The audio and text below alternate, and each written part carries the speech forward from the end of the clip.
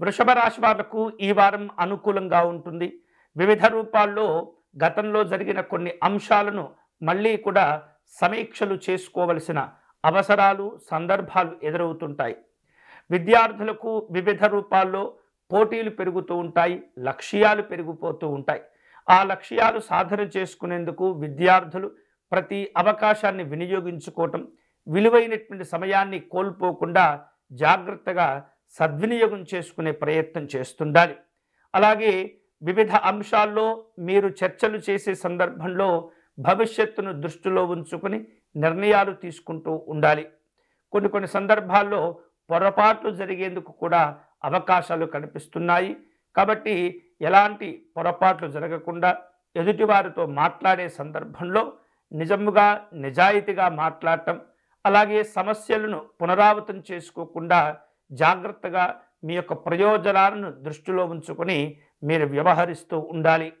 అలాగే అనవసరమైనటువంటి వివిధ రూపాల్లో ఒప్పందాలు కుదుర్చుకునే ప్రయత్నం చేస్తుంటారు. వీటి వలన సమయంతో పాటు ధనం కూడా వృధా అవుతుంటుంది, ఎటువంటి ప్రయోజనాలు ఉండకపోవచ్చు. అంతేకాకుండా న్యాయ సంబంధమైనటువంటి సలహాలను కోరుకుంటూ ఉంటారు. కోర్టు సంబంధమైనటువంటి సమస్యలు కొన్ని అంశాల్లో ఒత్తిడికి గురి చేస్తుంటాయి. ఎలాంటి సమాచారం వినవలసి వస్తుందో అని చెప్పేసి కొంత ఆందోళనగా కూడా కనిపిస్తూ ఉంటారు.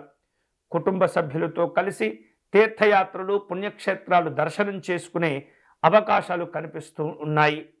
వివిధ రూపాల్లో పెట్టుబడులు పెట్టే సందర్భంలో చాలా జాగ్రత్తగా మీరు నిర్ణయాలు తీసుకుంటూ ఉండాలి.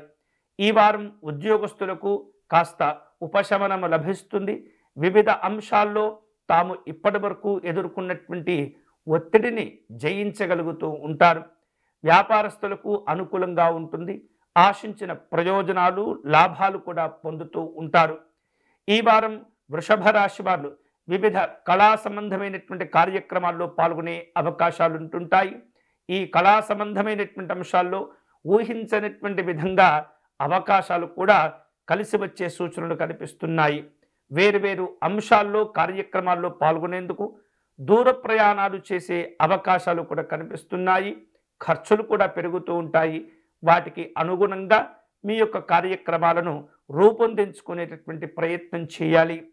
ఈ వారం వృషభ రాశి వారు సమస్యలను అధిగమించుకోవటం, అలాగే ధైర్యంగా కార్యక్రమాలు నిర్వహించుకొని ప్రయోజనాలు పొందేటటువంటి క్రమంలో దుర్గా అమ్మవారిని పూజించటం, ఆరాధన చేసుకోవటం, దుర్గా ఆలయాలు దర్శనం చేసుకోవటం మంచిది. వీలైతే కనుక రోజుకు ఒకసారైనా కనీసం దుర్గా సప్తశ్లోకి పారాయణం చేసుకొని మీ కార్యక్రమాలను ప్రారంభించండి. అలాగే సంపెంగ పుష్పాలు కనుక మీకు లభించినట్లయితే, లేదా అవి లేకపోతే ఏవైనా సరే పుష్పాలను సేకరించి దుర్గా అమ్మవారికి సమర్పణ చేసుకుని మీ కోరికను చెప్పుకోండి. అమ్మవారు మిమ్మల్ని రక్షించి కాపాడుతుంది.